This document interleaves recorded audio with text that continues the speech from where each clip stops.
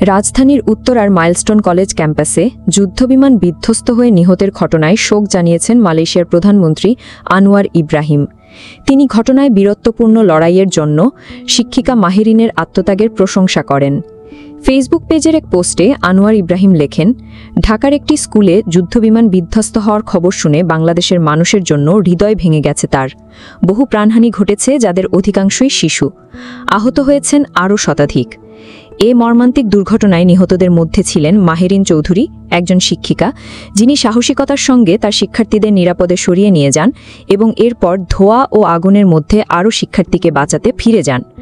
তার এই অসীম সাহস ও আত্মত্যাগ কখনো ভোলার নয়। তিনি আরও লিখেছেন, অধ্যাপক মাহমুদ ইউনুসকে চিঠি লিখে তিনি জানাবেন যে এই শোকের সময়ে মালয়েশিয়া বাংলাদেশের ভাইবোনদের পাশে রয়েছেন।